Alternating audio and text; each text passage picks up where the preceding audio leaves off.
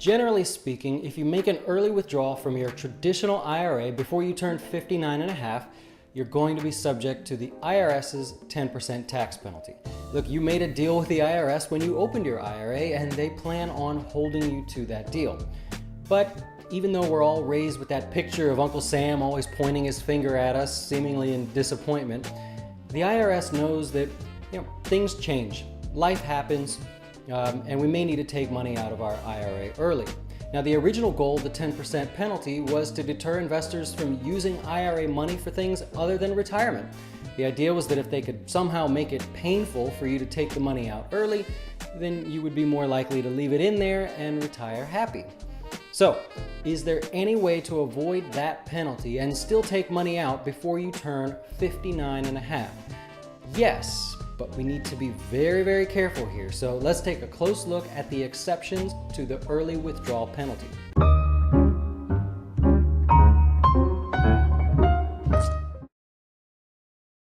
Okay, so first, let's get that sad one out of the way. The first exception to the 10% early withdrawal penalty is if money is distributed because of death. Why would you want to take money out if you're already dead? Well, that's not really what's happening here. This would be if your IRA was distributed to a beneficiary or your estate in the case of death, right? So in that case, there's no penalty for the early distribution. All right.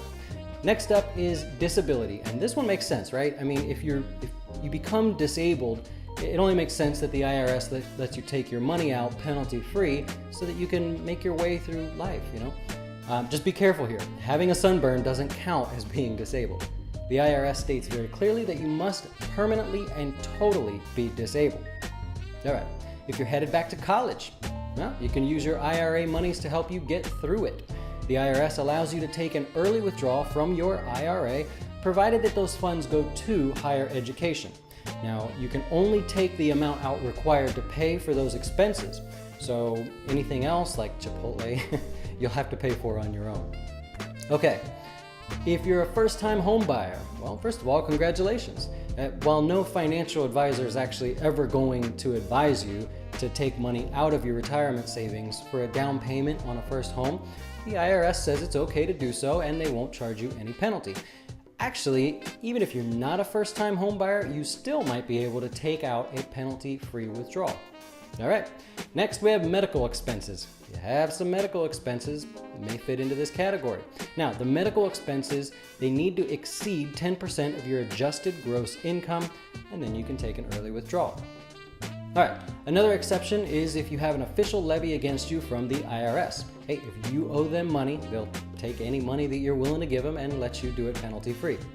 All right, finally, and very, not as common here, these are distributions made as a part of series of substantially equal periodic payments over your life expectancy and the life expectancy of your disabilities. Basically, if you're willing to make consistent withdrawals in the exact same amount, then you can do so penalty-free.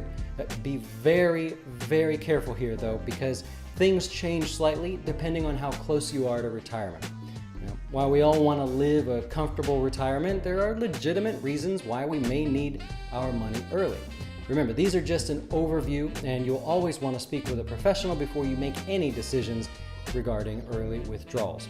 As always, we're here to help you if you have any further questions on early withdrawals or if you just have general questions about your investments.